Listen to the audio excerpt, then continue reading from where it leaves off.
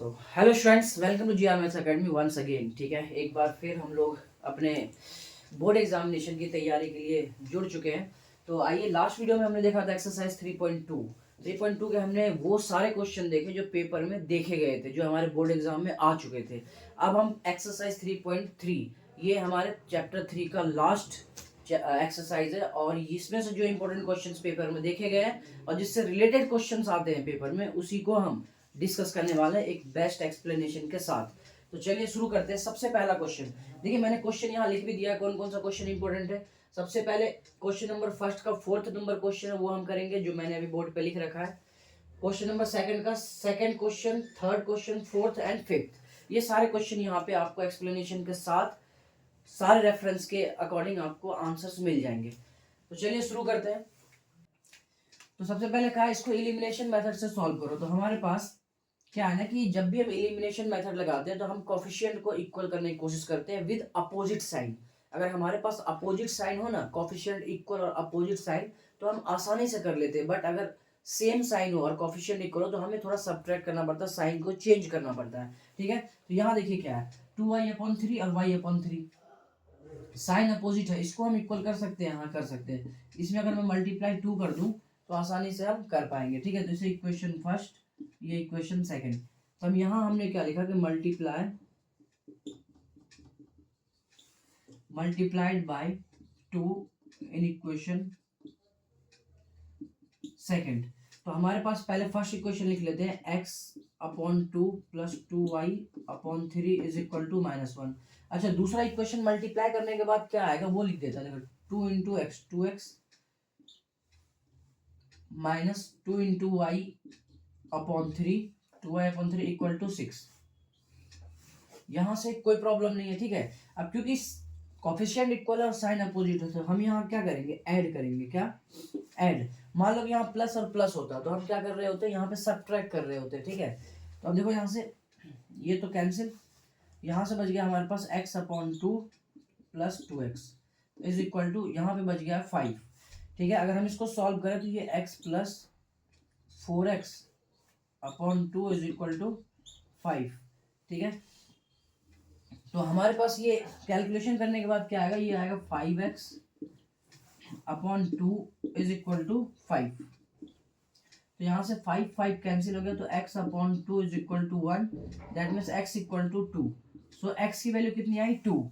x की value तो 2 हमारे पास आ चुकी है। अब क्या करना है कि इस x की वैल्यू को किसी भी इक्वेशन में आप रख दो। जितने भी इक्वेशन आप बनाओगे, जितने भी क्वेश्चन में दिए हुए इक्वेशन, उसमें से किसी में भी आप इक्वेशन में रख दो, आपके पास y की वैल्यू आ जाएगी। देखो हमारे पास रख देते हैं हम इक्वेशन सेकंड में, क्योंकि इजी, जो इजी दिखे ना इक्वेशन, उसमें रखना। ठीक है, तो फ्रॉम सेकंड, तो यहाँ से हमारे पास सेकंड में क्या है, x minus y/3 is equal to 3। ठीक है, तो x की वैल्यू यहाँ पे 2 minus y/3 is equal to 3। तो 2 माइनस 3 इक्वल टू y/3, यहाँ से आ जाएगा माइनस का 1 इक्वल टू y/3, तो ये आ जाएगा y इक्वल टू -3। ठीक है, तो y की वैल्यू भी आपकी आ चुकी है। तो x and y value find करते ही ये सॉल्यूशन कंप्लीट हो जाता है। ठीक है, तो ये हमारे पास एलिमिनेशन मेथड, इतना सा पार्ट एलिमिनेशन मेथड को एक्सप्लेन करता है बस, और कोई दिक्कत नहीं है। या तो फिर इसके बाद सब्स्टिट्यूशन मेथड में भी यही कहानी बन जाती है। ठीक है, तो इस क्वेश्चन को आपने कर लिया होगा अच्छे तरीके से। चलिए इसे राइट डाउन कीजिए, चलते हैं हम नेक्स्ट क्वेश्चन की तरफ। Friends, next question, question number second का सेकंड पार्ट देखते हैं। ठीक है, this is words problem, this is actually the problem of students. ठीक है, तो आपके प्रिपरेशन में ये बहुत बड़ी प्रॉब्लम खड़ी कर देती है, वर्ड्स प्रॉब्लम। ठीक है, तो इसलिए इस वर्ड्स प्रॉब्लम को बहुत अच्छे तरीके से समझिए। चलिए मैं एक बार क्वेश्चन पढ़ देता हूँ, आपके पास एनसीईआरटी की बुक है, मैं एक बार क्वेश्चन यहाँ भी रीड कर देता हूँ, आप मैच कर लेना। ठीक है, तो कह रहा है कि 5 years ago Noori was thrice as old as Sonu. ठीक है, सोनू, देखो सोनू नाम से मुझे एक बात याद आ गई, मैं बताता हूँ कि सोनू नाम का एक लड़का है जो 15 दिन नहीं नहाता है। ठीक है, आप लोग जितने भी आपके आसपास में सोनू नाम का लड़का होगा वो 15 दिन तक नहीं आता, ठंड पड़ रही है नहीं नहा रहा होगा, चेक करना। वो ऐसे ही घूमता रहता है बिना नहाए। ठीक है, तो चेक करना, बताना मुझे। चलो नेक्स्ट, आगे क्या कह रहा है कि 10 years later Noori will be twice as old as Sonu, how old are Noori and Sonu. तो कह रहा है नूरी और सोनू का एज बताना। ठीक है। तो सबसे पहली लाइन कहा है 5 years ago। देखो क्योंकि 2 वेरिएबल का क्वेश्चन है ये, 2 वेरिएबल का, ठीक है। तो 2 वेरिएबल में से सॉल्व करना है तो हम आसानी से क्या करेंगे, सबसे पहला काम लेट नूरी एज, अगर हम इसे x कहते हैं और सोनू एज y, ठीक है। हमने x और y बोल दिया, कोई प्रॉब्लम नहीं है यहाँ तक, ठीक है। उसने कहा कि 5 years ago, तो 5 साल पहले। अब ये वाली कंडीशन लगाओ, 5 years ago। आप यही फॉर्मेट यूज करना हर एज वाले प्रॉब्लम में, देखना आपका क्वेश्चन ना इजी हो जाएगा, ठीक है। 5 years ago का मतलब ये कि अब नूरी कितने साल की होगी, x माइनस 5, और सोनू कितने साल का होगा,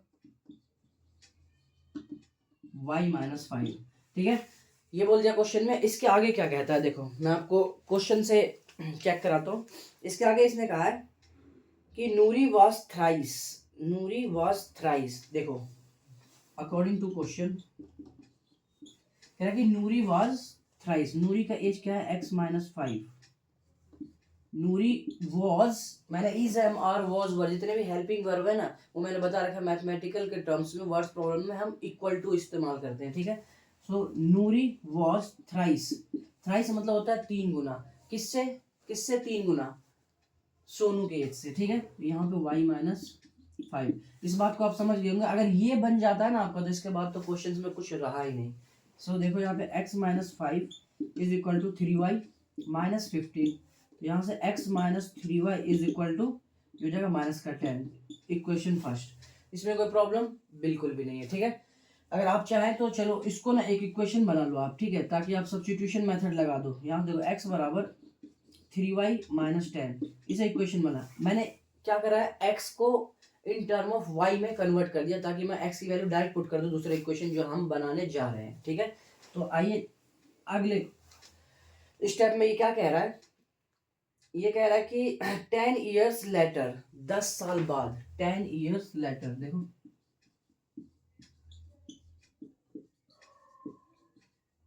10 years later, 10 years later का मतलब 10 साल बाद। अच्छा 10 साल बाद नूरी की एज क्या रहेगी, x प्लस 10, है ना। जब भी आप कैलकुलेट करना हो प्रेजेंट एज से करना, ठीक है। अगर आप पीछे आपको बोला जा रहा जाने के लिए तो आप प्रेजेंट एज से जाओ, आगे जाने के लिए कह रहा तो भी प्रेजेंट एज से जाओ। इस तरीके से कॉन्सेप्ट को बिल्ड करोगे ना तो कहीं पे भी वर्ड्स प्रॉब्लम रुकने वाला नहीं है, एज से रिलेटेड जितने भी हो, ठीक है। चलिए उसके बाद यहाँ क्या है, सोनू, सोनू का एज क्या होगा, y प्लस 10, ठीक है। क्रिस्टल क्लियर कॉन्सेप्ट है, देखना। अच्छा उसके बाद इसने क्या कहा है, देखो 10 years later Noori will be twice, Noori will be twice, ठीक है। नाउ कह रहा नूरी x प्लस 10 है ना, will be, Noori will be twice, किससे, सोनू से। तो कहानी तो यहीं खत्म हो जाएगी, ठीक है। इसके बाद हमें लगता है कुछ करने की जरूरत पड़ेगी नहीं, आप खुद भी इसके इक्वेशन को निकालोगे। देखो कैसे निकालोगे, x plus 10 is equal to 2y plus 20, so x minus 2y equal to, ये इधर आएगा तो क्या आ जाएगा हमारे पास, ये आ जाएगा 10, ठीक है। अब क्या करो ना, x की वैल्यू आप पुट कर दो यहाँ पे, तो मैं x की वैल्यू यहाँ रख रहा हूँ 3y minus 10 minus 2y is equal to 10। यहाँ पे आप लिख जरूर देना फ्रॉम 1, ठीक है। क्योंकि मैंने x को क्यों लिखा 3y माइनस 10, क्योंकि मैं इक्वेशन फर्स्ट में निकाल चुका हूँ, इस वजह से मैंने लिखा है, ठीक है। तो यहाँ से आ जाएगा आपके पास y, क्योंकि 3y में से 2y जाएगा तो y equal to 10 plus 10, so y equal to 20, तो 20 ईयर्स, y की वैल्यू कितनी आई है, 20 ईयर्स। अगर y की वैल्यू 20 ईयर्स है तो x की वैल्यू कितनी होगी, फ्रॉम 1,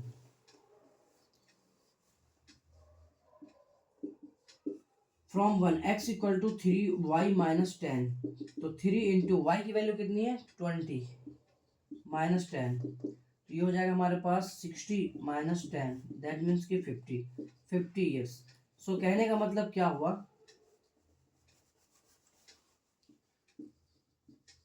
तो कहने का मतलब क्या निकला कि नूरी की एज जो थी वो थी कितनी 50 और सोनू की एज 20, ठीक है। तो ये आपका क्वेश्चन कंप्लीट हो गया एक्सप्लेनेशन के साथ, ठीक है। इसे जल्दी से आप क्वेश्चन नंबर 3 करते हैं, सेकंड का, ठीक है। सेकंड का थर्ड पार्ट क्या कह रहा है, बहुत ही इंपॉर्टेंट क्वेश्चन है, डिजिट वाले क्वेश्चन है, ठीक है। डिजिट वाले क्वेश्चन का भी अपना एक कॉन्सेप्ट है, ठीक है। वो कॉन्सेप्ट आप जरूर सीख लेना। अगर नहीं सीखोगे तो हर बार इस क्वेश्चन के साथ आपको परेशानी झेलने को मिल जाएगी, ठीक है। तो इसलिए बहुत बेसिक तरीके से मैं बताने वाला हूँ, बेसिकली आराम से आप इसको देखो एक एक पॉइंट, और अप्लाई करना जरूर दूसरे क्वेश्चन में, आपको देखना बहुत तरीके से समझ में आएगा। देखो ये क्या कह रहा है कि the sum of the digits of 2 digit number is 9। कह रहा है कि 2 डिजिट का कोई नंबर है, 2 डिजिट का कोई नंबर है ना, जैसे मैंने लिखा है 2 3, 2 डिजिट का कोई नंबर है, ये 1 2 कोई भी नंबर, जैसे 23 नंबर है और डिजिट कितने हैं इसमें 2, ठीक है। अच्छा, इसने कहा कि 2 डिजिट का सम जो है, 2 डिजिट का नंबर जो है उसका सम 9 है। कहने का मतलब वो ये कह रहा है कि अब ये जो 2 और प्लस 3 है ना, 2 डिजिट और 3, ये इसका सम 5 है, वहां पे इसने कहा 9 है, ठीक है। तो ये कहानी ये बना रहा है। तो अब क्या करने वाले हैं हम, लेट करेंगे यूनिट पे और नंबर्स में क्या होता है, ये एक यूनिट डिजिट होता है और एक 10th प्लेस पे डिजिट होता है, ठीक है। लेट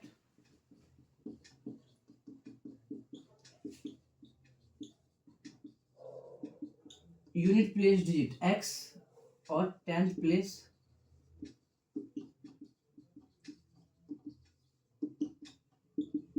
डिजिट y है, ठीक है। तो यही है ना, 2 डिजिट का नंबर, तो एक x मान लिया एक y मान लिया। तो मैं क्या कह रहा हूँ, आपको कि ऐसे कुछ कह रहा हूँ, देखो आप इस बात को समझो, आप इस बात को समझो कि क्या कह रहा हूँ। कि मेरे पास अगर मैं कहता हूँ कि 23 है, ठीक है, 23 2 डिजिट का नंबर है, ठीक है। यूनिट प्लेस पे क्या है 3 है, 10th प्लेस पे 2 है। तो मेरा काम है कॉन्सेप्ट समझाना, ठीक है। तो कॉन्सेप्ट आप ध्यान से देखो।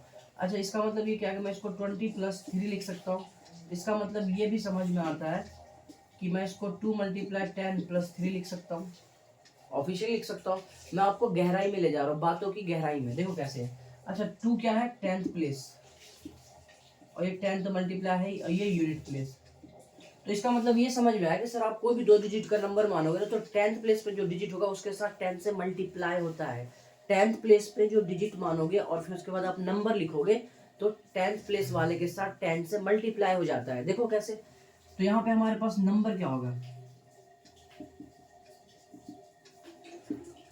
ओरिजिनल नंबर होगा हमारे पास, क्या होगा 10 प्लेस पे y है, तो 10y + x, कुछ ऐसा ऐसा। देखो यही बात है, ये इस बात को मैंने यहाँ लिखा है, ठीक है। 10 से मल्टीप्लाई करा y को, क्योंकि y को मैंने माना 10 प्लेस, आप 10 x को मानोगे तो वो आ जाएगा, कोई प्रॉब्लम नहीं है, ठीक है। यहाँ से उसके बाद इसने क्या कहा है वो देखिए,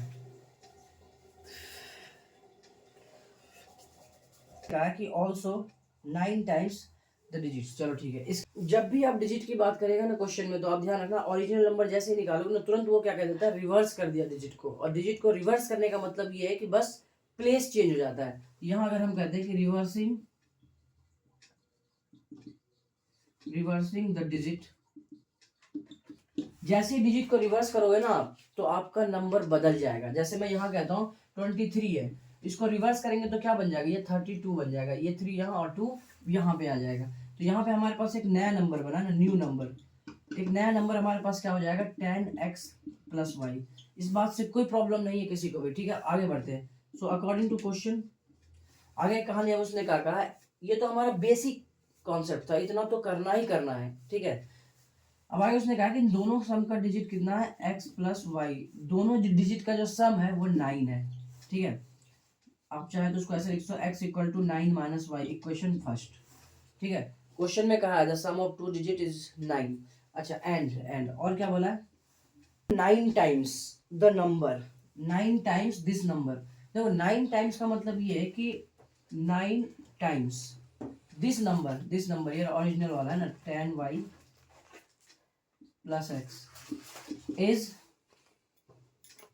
9 times this number is twice the number obtained by reversing, touch करते रहियो फोन के, twice the obtained by the reversing number, है ना। ये रहा, देखो ये आपके पास इक्वेशन बना, कैसे बना आपके सामने मैंने दिखाया है कैसे। ये कह रहा 9 times this number is twice the reversing the digit number, reversing digit जो नंबर बना वो क्या है ट्वाइस। अब इसको क्या करो, इक्वेशन को सॉल्व करते हैं हम आओ। तो ये हो जाएगा हमारे पास क्या 90y + 9x = 20x + plus 2y, ठीक है। तो यहाँ पे क्या आ जाएगा 88y minus 11x is equal to 0, ठीक है। तो यहाँ से आपके पास 88y is equal to 11x, तो यहाँ से आ जाएगा आपके पास 11×8 = 88, तो x equal to 8y, x equal to 8y। x की value in term of y हमने यहाँ निकाल लिया था, x की वैल्यू यहाँ पुट कर दो फ्रॉम 1 यहाँ पे हमारे पास क्या है x equal to 9 minus y, तो x की जगह मैं 8y लिख देता हूँ, x की जगह 8y equal to 9 minus y, तो 8y plus y is equal to 9, हो जाएगा 9y इक्वल टू 9, तो y इक्वल टू 1।